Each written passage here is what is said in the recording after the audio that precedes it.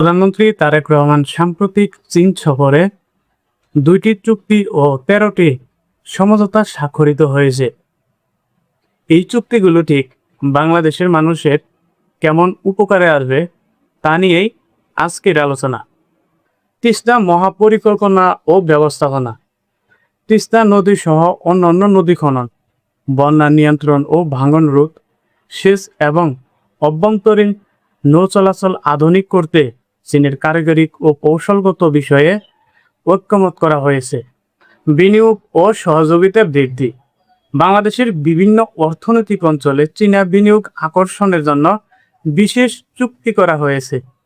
সবুজ উন্নয়ন, নবায়নযোগ্য জ্বালানি ও পরিবেশ বান্ধব টেকসই অবকাঠামো নির্মাণে যৌথভাবে কাজ করার সমঝোতা হয়েছে। শিক্ষা ও সংস্কৃতির বিনিময়ে, দুই দেশের মধ্যে শিক্ষা, মেধা ও সংস্কৃতির দক্ষতার বিনিময়ে পরিধি বাড়াতে সমঝোতা ও স্বাক্ষরিত হয়েছে।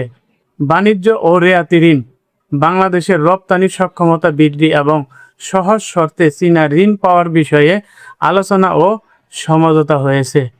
এগুলো থেকে বাংলাদেশের মানুষ কেমন উপকৃত হবে? কৃষি, উত্তরাঞ্চলে মানুষের অর্থনৈতিক নিরাপত্তা। তিস্তা মহাপরিকল্পনা বাস্তবায়িত হলে বর্ষাকালে বন্যা, নদী ভাঙন কমবে এবং শীতকালে পানির অভাব দূর হবে। এর উত্তরাঞ্চলের মানুষ ও কৃষক সময় মতো সেচ সুবিধা পাবে। নতুন কর্মসংস্থান সৃষ্টি। চীনের এই পরিকল্পনা বাস্তবায়িত হলে দেশের নতুন নতুন পরিকল্পনা সৃষ্টি হবে এবং বাংলাদেশের যে পরিমাণ অর্থনৈতিক অঞ্চল রয়েছে এগুলোতে ঠিকঠাকভাবে চীন ইনভেস্ট করলে বাংলাদেশের অনেক কর্মসংস্থান যেমন সৃষ্টি হবে, ঠিক তেমন বাংলাদেশের অনেক বেকারও দূর হবে।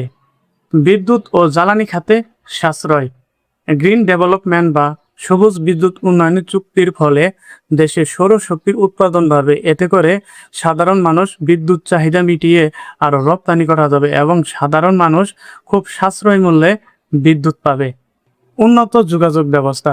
নদী, ড্রেনেজ ও অভ্যন্তরীণ নৌপথ উন্নয়নের ফলে নদীভিত্তিক বাণিজ্যিক খুব সহজ হবে। এতে করে খুব সহজে এক খানের পণ্য অন্য খানে খুব সহজেই আনা নেওয়া করা যাবে।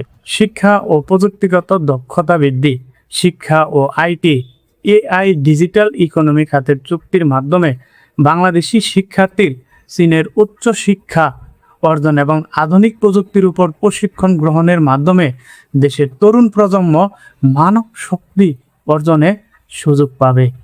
এবার জানব সামরিক খাতে ঠিক কী কী চুক্তি হয়েছে। প্রতিরক্ষা সহযোগিতা আরও বাড়ানোর বিষয়েও আলোচনা হয়েছে।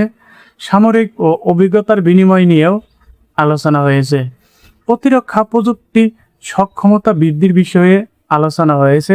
যৌথ মহড়া, উচ্চ পর্যায়ে সামরিক যোগাযোগ জোরদারের বিষয়েও আলোচনা হয়েছে।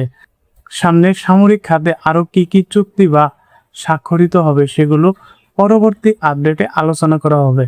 সে পর্যন্ত সবাই ভালো থাকুন। ধন্যবাদ সবাইকে।